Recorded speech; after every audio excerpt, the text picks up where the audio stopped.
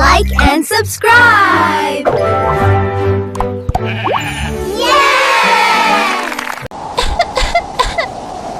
না জানারা ঘুমাইনি, চিন্তা আমাকে ঘুমোতে দিচ্ছে না। বাতাসের শব্দে মনে হচ্ছে ঘরের চাল আজই উড়ে যাবে। চাল উড়ে গেলে যাবে, কিন্তু মেয়েটাকে বাঁচাবো কি করে? তুমি কি দেখেছো ওর ঠোঁটগুলো কেমন নীল হয়ে গেছে? এই শীতে একটা মাত্র ছেঁড়া কাঁথা দিয়ে কি বাচ্চার শরীর গরম থাকে? আমি জানি জাহানারা, আমার কলিজাটা ছিঁড়ে যাচ্ছে, কিন্তু আমি কি করব বলো? আর সারাদিন জঙ্গলে ঘুরলাম, কুয়াশার কারণে শুকনো কাঠ খুঁজেই পেলাম না। বাজারে যা নিয়ে গিয়েছিলাম কেউ দামই দিতে চাইলো না, বললো ভেজা কাঠ দিয়ে আগুন জ্বলে না। শোনো রতন, শুধু কপাল চাপড়ালে চলবে না। তুমি এই বাড়ির পুরুষ, কিন্তু সংসারটা চালানোর বুদ্ধি শুধু গায়ের জোরে হয় না। কাল তোমাকে আবার যেতে হবে, তবে এবার জঙ্গলের কিনারে ঘুরলে হবে না। জঙ্গলের কিনারায় না ঘুরলে কোথায় যাব? তুমি তো জানো গভীরে যাও কতটা বিপদের। বিপদটা আমাদের ঘরেও ঢুকে গেছে। মেয়েটা বিনা চিকিৎসায় ধুকে ধুকে মরার চেয়ে চেষ্টা করে মরা ভালো। শোনো, আমার নানি বলতেন, যেখানে বাঘের ভয় সেখানেই নাকি সন্ধ্যা হয় না, যদি হাতে আগুন থাকে। তুমি কাল ভোরে বের হবে। আর হ্যাঁ, ওই নীল পাহাড়ের দিকটাই যেও না, কিন্তু ওদিকের রাস্তায় ধনী শিকারীরা আসে। যদি কাঠ না পাও, অন্তত কারো গাইড হয়ে কিছু কামানোর চেষ্টা করো। শিকারি? কিন্তু ওরা তো গরিবদের মানুষই মনে করে না। মনে না করুক, ওদের পথ চিনিয়ে দেবে, বিনিময়ে টাকা চাইবে। মনে রাখবে, তুমি ভিখারি নও, তুমি পরিশ্রমী। আরেকটা কথা, চকমকে পাথরটা আর শুকনো মশালটা সাথে নিবে। মশাল কেন? দিনে দুপুরে মশাল দিয়ে কি করব?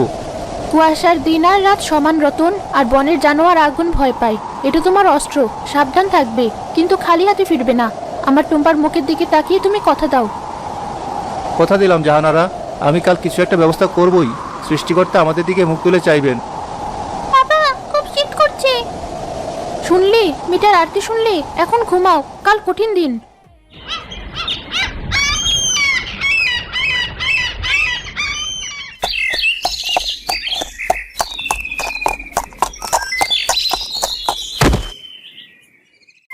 ধর, সব মিথ্যে।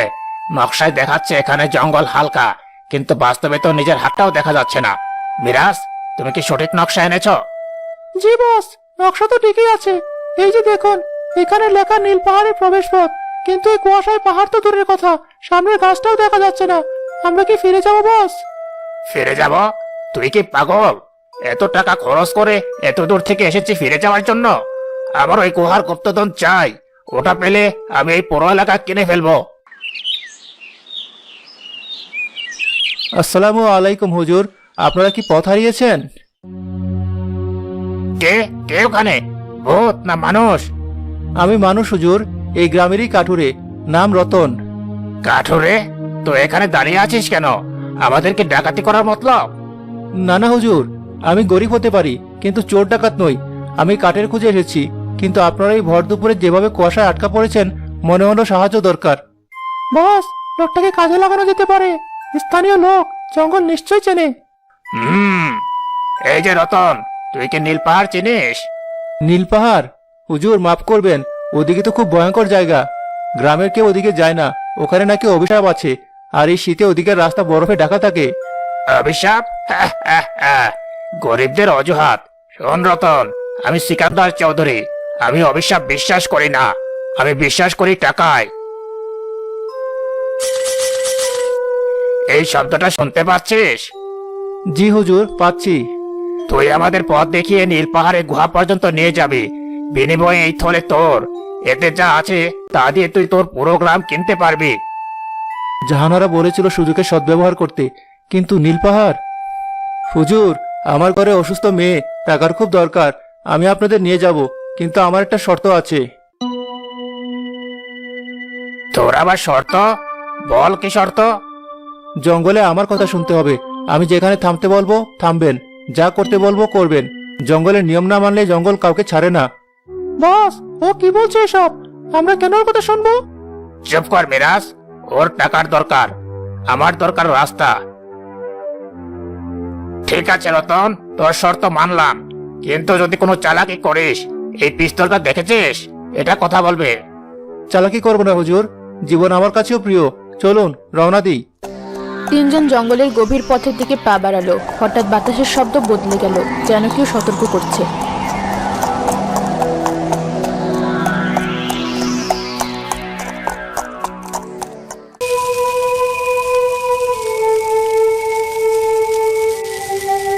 দেখুন, ওখানে আগুন জ্বলছে, কেউ একজন বসে আছে। এই জঙ্গলে মানুষ, নিশ্চয় কোনো পাগল। চলো ওর কাছে গিয়ে একটু শরীর গরম করে নেই। হুজুর, সাবধানে কথা বলবেন, জঙ্গলের লোকেরা সাধারণ মানুষ হয় না। এসো এসো পথভোলারা, মৃত্যুর পথে তোমাদের স্বাগতম। বস, উনি আমাদের দেখলেন কি করে? উনি তো পিছন ফিরে বসেছিলেন। এই বুড়ো, বাজে বকছো কেন? আমরা পথ ভুলিনি, আমরা নীল পাহাড়ে যাচ্ছি। নীল পাহাড়, লোভের পাহাড়। বাবারা ফিরে যাও, ওই পাহাড়ের চূড়ায় সোনা নেই, আছে মানুষের লোভের কবর। যাদের হৃদয়ে উষ্ণতা নেই, দয়া নেই, ওই পাহাড় তাদের জমিয়ে পাথর বানিয়ে দেয়। আবারও সেই জ্ঞান? তোরা সব গেহরা একই। আমি তোকে জিজ্ঞেস করিনি ওখানে কি আছে, আমি শুধু রাস্তা চাই। রাস্তা তো খোলা, কিন্তু মন কি খোলা? তুমি তুমি কেন এদের সাথে যাচ্ছ বাবা? তোমার চোখে তো লোভ দেখছি না, দেখছি অসহায়তা। মুরব্বী, আপনি ঠিকই ধরেছেন। আমার মেয়েটা মৃত্যুসজ্জায়, টাকার অভাবে ওষুধ কিনতে পারছি না, তাই এই ঝুঁকি নিয়েছি। মেয়ের জন্য? ভালোবাসা মানুষকে শক্তি দেয়, আবার দুর্বলও করে। শোনো কাঠুরে, তোমার নিয়ত পরিষ্কার, তাই জঙ্গল তোমাকে হয়তো ছাড় দেবে, কিন্তু তোমার সঙ্গীরা, এদের লোভ এদের ধ্বংস করবে। চুপ করা বড়, আমাদের অভিশাপ দিচ্ছিস? মিরাজ, চলো, এই পাগলের কথা শোনার সময় নেই। রতন, আগে চলো। মুরব্বী, দোয়া করবেন। সাবধানে থেকো, মনে রেখো, অতিরিক্ত চাওয়া সবকিছু কেড়ে নেয়। বস, লোকটার কথা শুনে আমার গা ছমছম করছে, চলুন ফিরে যাই। তুমি একটা আস্ত কাপুরুষ মিরাজ, টাকার ভাগ চাও অথচ ঝুঁকে নিতে চাও না। চলো। তারা তিনজন সামনে এগিয়ে গেল। রতন ঘাড় ঘুরিয়ে দেখলো আগুনের কুণ্ডলি আছে, কিন্তু মুরব্বী সেখানে নেই। হুজুর, মুরব্বী মুরব্বী উধাও হয়ে গেছেন। কুয়াশায় সরে গেছে হয়তো, ওদিকে তাকিও না, সামনে দেখো।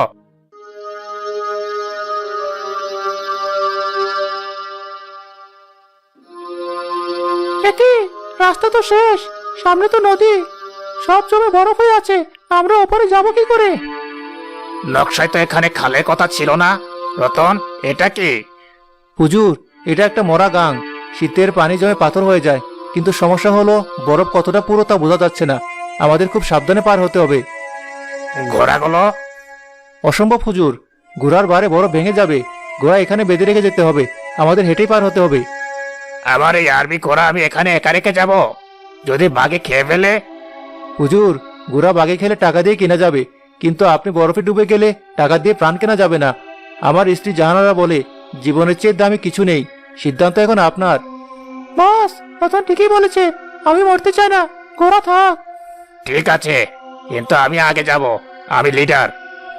না হুজুর, বোকামি করবেন না, আমি হালকা পাতলা মানুষ, আমি আগে গিয়ে রশি দিয়ে টুকে টুকে দেখবো বরফ শক্ত কিনা, আপনারা আমার পায়ের ছাপ অনুসরণ করে আসবেন।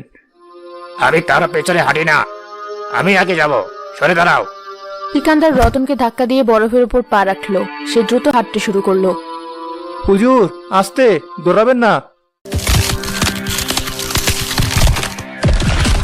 রতন, শব্দ কিসের?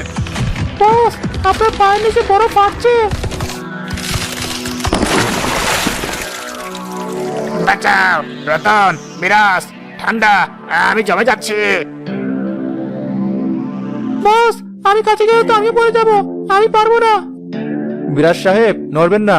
হুজুর, ভয় পাবেন না, হাত ছোড়াছুড়ি করবেন না, তাতে বরফ আরো ভাঙবে। রতন, আমাকে তোল, আমি তোকে 10 গুণ টাকা দেব, আমাকে তোল। টাকার কথা বাদ দিন, জাহানারা আমাকে এই লম্বা রশিটা দিয়েছিল, এটা ধরুন, জলদি ধরুন। হুজুর, রশিটা শক্ত করে ধরুন, আমি টানছি। এ সৃষ্টিকর্তা, শক্তি দাও। প্রচন্ড কসরত করে রতন সিকান্দারকে টেনে তুলল। উফ, আমি ভেবেছিলাম আজই শেষ। হুজুর, আপনি ঠিক আছেন?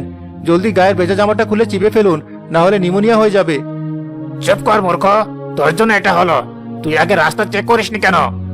আমি তো আগেই যেতে চেয়েছিলাম হুজুর, আপনি তো ধাক্কা দিয়ে। মুখে মুখে তর্ক করিস? আমাকে বাঁচিয়েছিস বলে কি মাথায় উঠবি? মনে রাখবি, আমি টাকা দিচ্ছি বলেই তুই আমার সেবা করছিস, এটা তোর দায়িত্ব।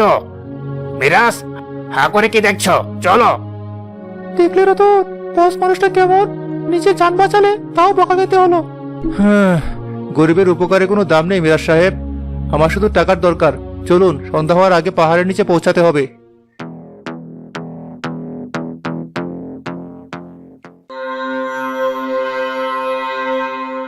রতন ভাই, আমার খুব ভয় করছে।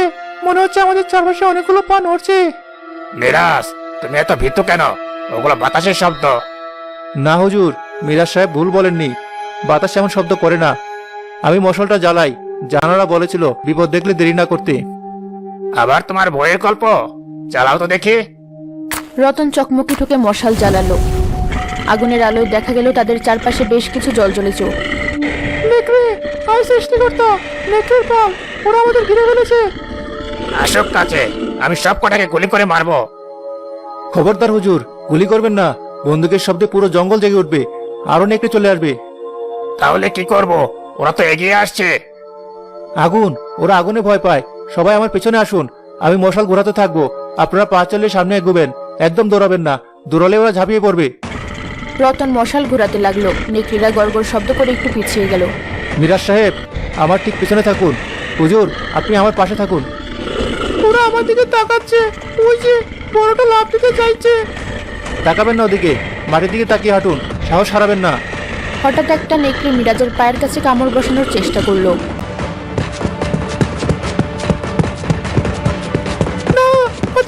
আমি পালাবো। মিরাজ সাহেব, দৌড়াবেন না, দাঁড়ান। মিরাজ, ফিরে এসো। নকশাটা তো তোমার পকেটে, গাধা কোথাকার।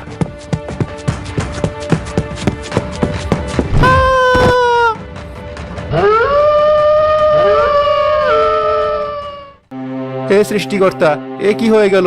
মিরাজ সাহেব। ও মরে গেছে। নকশাটা নিয়েই মরেছে অপদার্থটা। হুজুর, উনি মরে গেছেন আর আপনি নকশা চিন্তা করছেন? আবেগ দেখাস না রতন, ওর নিজের বোকামিতে মরেছে। এখন মশালটা ভালো করে ধর। আমাকে বাঁচতে হবে। আমাকে এই সোনা পেতেই হবে।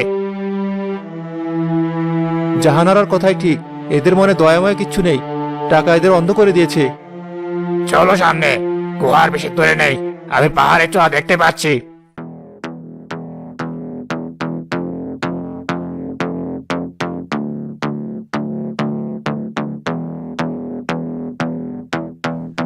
হুজুর, আমরা পৌঁছে গেছি। এটাই সেই গুহা, কিন্তু মুখ তো বন্ধ। মনে হচ্ছে গত তুষারঝড়ে বন্ধ হয়ে গেছে। ভাঙ, পাথর দিয়ে বাড়ি মেরে বরফ ভাঙ। আমার দেরি হচ্ছে না। আমি গন্ধ পাচ্ছি, সোনার গন্ধ। হুজুর, আমার খুব ক্লান্ত লাগছে, একটু জিরিয়ে নেই। এখন জিরবি? কাজ শেষ না করে বিশ্রাম। জলদি রাস্তা কর, না হলে তোর লাশ এই বরফে পড়ে থাকবে। না না হুজুর, মারবেন না, আমি করছি। রতন কুঠার দিয়ে কুপিয়ে কুপিয়ে বরফ সরাতে লাগলো। একসময় একটা ছোট গর্ত তৈরি হলো। হয়েছে হুজুর, ভেতরে যাওয়া যাবে। সরে দাঁড়া, আমি আগে ঢুকবো। ইতিহাসের সাক্ষী আমি হব। তারা গুহার ভেতরে ঢুকলো। মশা লুচিয়ে ধরতেই দেখা গেল সোনা, হীরা, মুক্তার প্রাচীন মুদ্রার পাহাড়।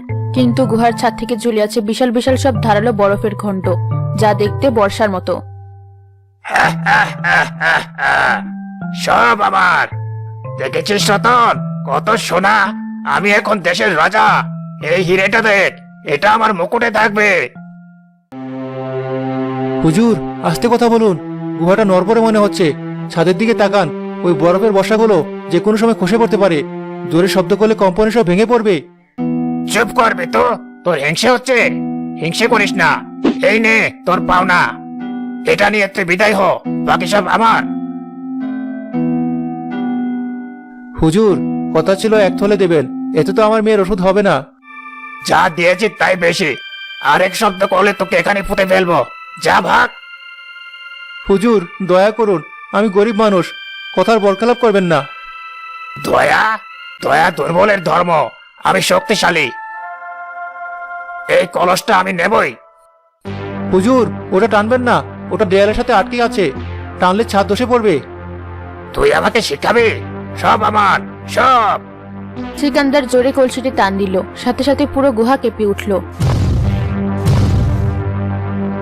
পালান হুজুর, ছাদ ভেঙে পড়ছে। না, আমি চলা যাবো না। আহ! মুহূর্তের মধ্যেই সিকান্দার বরফের নিচে চাপা পড়লো। তার হাতটা শুধু বেরিয়ে রইল, যা আঁকড়ে ধরেছিল একটা সোনার বার। লোভে পাপ, পাপে মৃত্যু, মুরব্বি ঠিকই বলেছিলেন। রতন সামনে পড়ে থাকা ছোট একটা মণিমুক্তার ফলেই আর সিকান্দারের ছুড়ে দেওয়া মুদ্রাটা তুলে নিল। আমার বেশি চাই না, আমার টুম্পার জীবন আর জাহানারার মুখের হাসি আমার সম্পদ। রতন প্রাণপণে গুহার ছোট মুখ দিয়ে বাইরে বেরিয়ে এলো। সে বেরোতেই পেছনের গুহার মুখ পুরোপুরি ধসে বন্ধ হয়ে গেল। ভেতরে চিরতরে আটকে গেল সিকান্দার ও তার অহংকার।